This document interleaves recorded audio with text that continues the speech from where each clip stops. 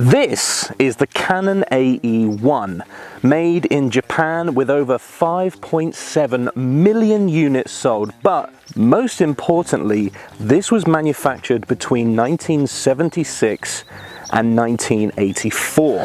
Why is that important, I hear you ask? Well, today I wanted to take some photos of my truck using a camera that is from the exact same era. For anybody new here, this is my 1980 Volkswagen pickup, manufactured in the Westmoreland plant in Pennsylvania, but then it somehow made its way over to California.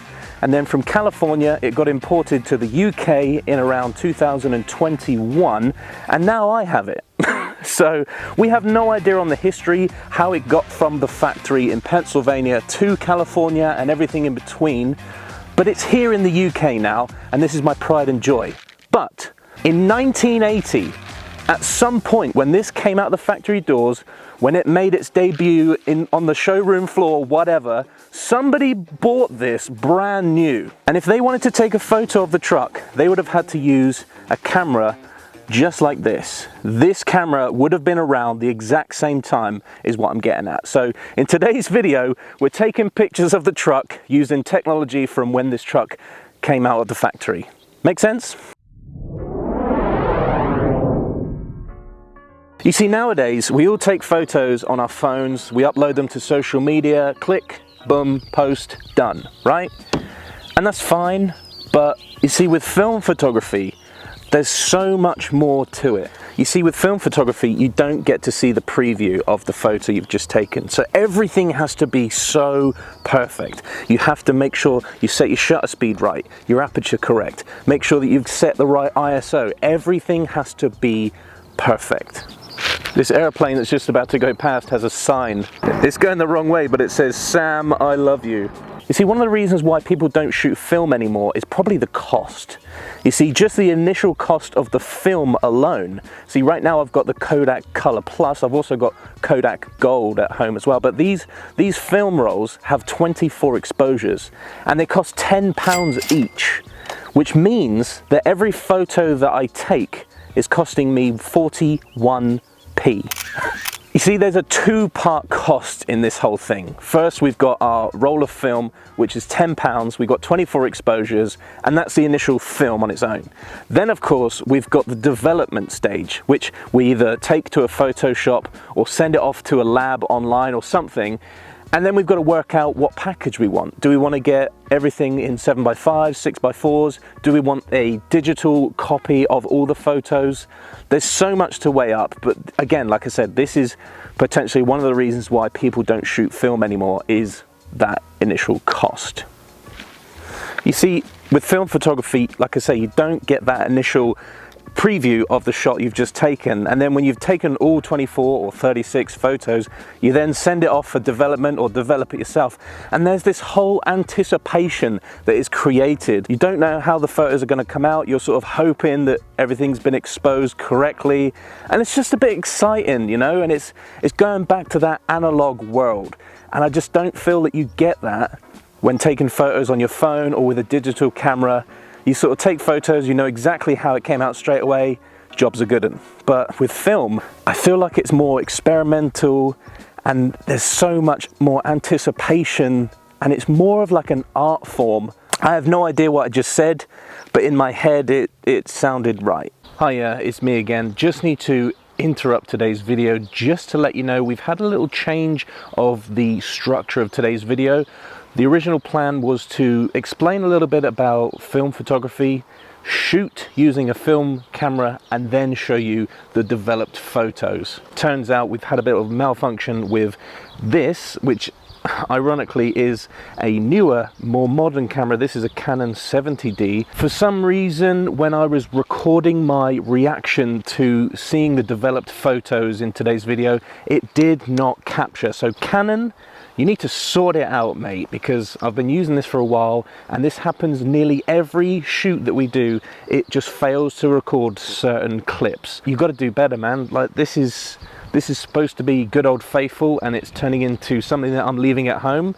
And from now on, we're actually going to be shooting most of our YouTube videos on just a regular iPhone, because the quality of the iPhone is so much better, I hate to say it, than this DSLR. But anyway, just so you guys know, what we are going to do in today's video is we're going to, as I'm shooting with the film camera, I will show you the results of the photo when I take it. That will make sense as soon as we go to the next scene. So I just need to, just to be clear, we've changed the structure of today's video. This is one of our newest designs, which is also available at oldvolkssupply.co.uk. We have many more shirts to sort of celebrate the 4th of July, which is the day I'm recording this on. So happy 4th to all of our American friends. Get yourself some t-shirts to help support our YouTube channel, oldvolkssupply.co.uk. We ship worldwide, so. Currently at my local beach. I found this nice little spot with the sea in the background, and I really like the lines here, so let's go for our first shot. There's a guy in the background carrying some deck chairs that I don't really want him there, so... Oh, we got a speedboat in the background now, that's cool. And bosh! I really like this spot, and I really like the lighting, so I'm going to take a few photos here whilst I can. This is the thing, you see, if I had my digital camera on me right now, I'll be snapping loads of photos already, and plus I'm using a nifty 50 here, so it's like I can't zoom in, I've got to use a prime lens. See, this is too close for me. This is not good. So I'm going to have to go way back here. 3, 2, 1. One more photo, this time from this angle. Let's do a portrait on this one. And it's all manual focus. All right, before this motorbike goes past. I kind of like how the light is coming through the truck right now, so it's going to take a shot here whilst I can. And you see, the great thing about this camera is that the lenses are interchangeable, and the lens I've got in here right now is a 50mm with a 1.8, which means super nice blurry background if I want it. I like this landscape that we've got right now. I'm going to take another shot here before moving on to another location. See, like right now I want to get all the truck in there, but I also really like the background. I've got to pay attention to the horizon line, because even though the truck is on a hill, if I line the truck up nicely, then the horizon line is going to be ski whiff. Because it's a 50mm lens, it means I won't capture the end of the island. I'll just have to see what I can do. So I want to make sure the truck is in focus. And where do I position? Do I have the beach behind the truck, just above the truck? Yeah, let's try that.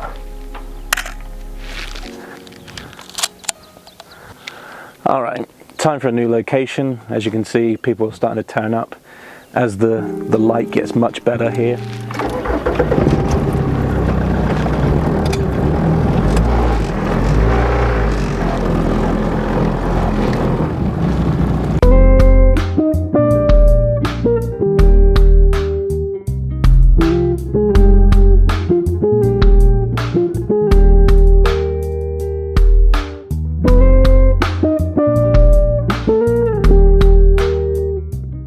I'm at a new location. We've got the truck in a certain position, but see, this is the shot we want right here. Nice low down shot of the truck.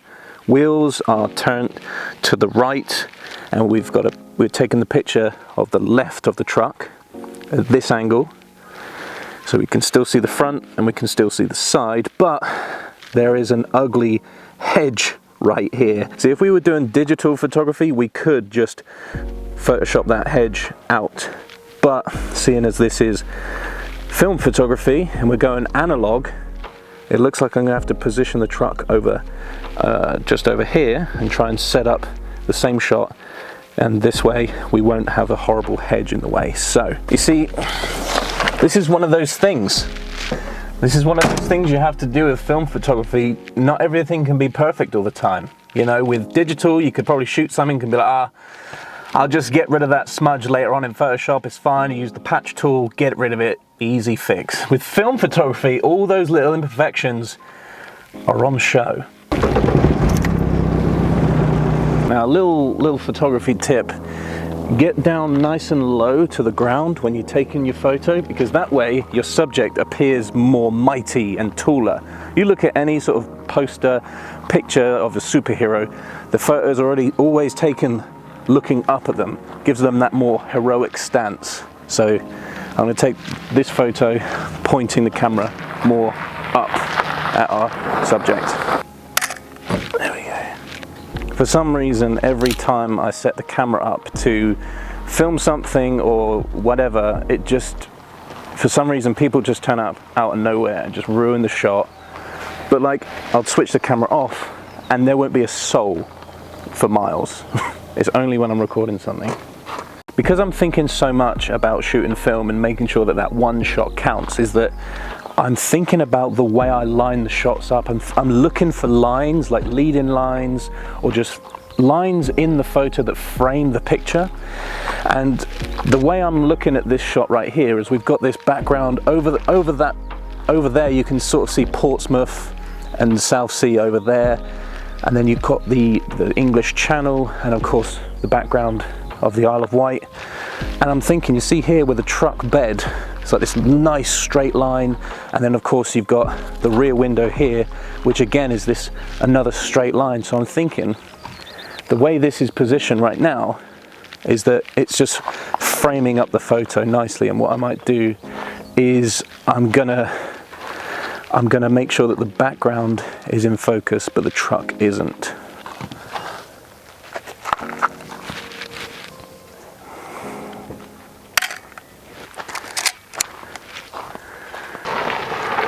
Oh, more people. Whilst I've got this lovely scenery right here, I'm going to take a little landscape shot, but portrait. What I'm going to do is go back to one of my photography styles, and where I photograph through something, and something in the foreground. What I'm looking at right ahead of me is the Spinnaker Tower over there in Gunwharf Quays, and I'm just going to make sure that's center. Photography is such a complex art form. You could spend days, months, years waiting to get the perfect shot. Like, your scenario has to be absolutely perfect, or something could happen. You could be in the right place at the right time and just snap an absolute banger of a photo. This is the other thing when shooting film, is that currently I've only taken 11 photos and I feel like I'm all out of ideas. So rather than try and force something, I'm just gonna save what I've got left, and throughout the rest of the month I'm just gonna take the camera with me wherever I go, and if I see something that's worth taking a photo to remember something, or because it looks cool, then I'll bring the camera out and snap a photo. But I don't want to force it. Again, this feeds into the whole film photography thing, is that with a digital camera or a phone, you just snap away easy. But with this, you don't want to waste the film that's inside. And I kind of love that and hate it at the same time.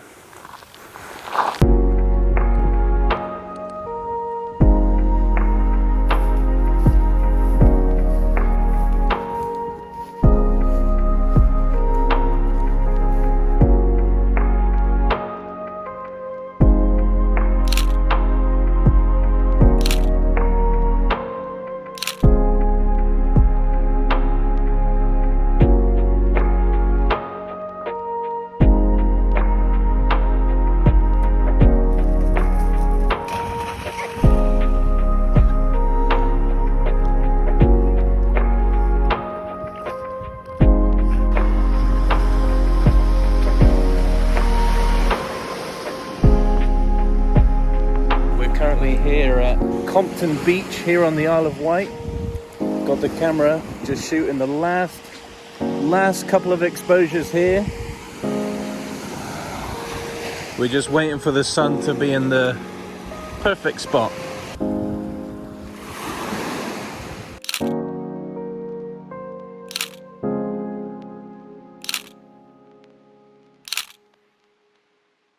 So we just shot the last picture.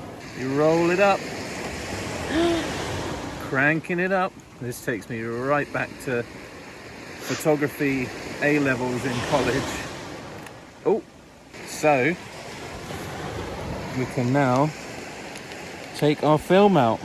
Woo! Kodak Color Plus. We've got to send this off to a lab to get developed, and then they're going to send us the digital copies. Then we can have a little look.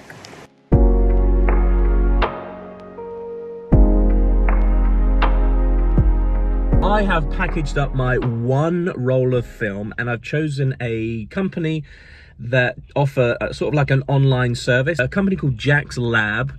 This is not a sponsored video, by the way. I thought I'd just document every step of this process, and then I've got to now physically post the roll of film to them, which I'm about to find out how much that's going to cost. I'm only going to get digital copies, not printouts just yet. But the good thing is when you get emailed, when you get the emailed JPEGs, then I can do whatever I want with them. I could go with a different service. I could print them myself, or go to a professional print shop or something and just hand them over the JPEGs and get different sizes. Does that make sense? Just before we go to the next stage, it costs me £5.39 to send them a roll of film, £4 for them to send it back to me, £11 for them to develop the film and then send me the email with all the files, £10 for the actual roll of film itself.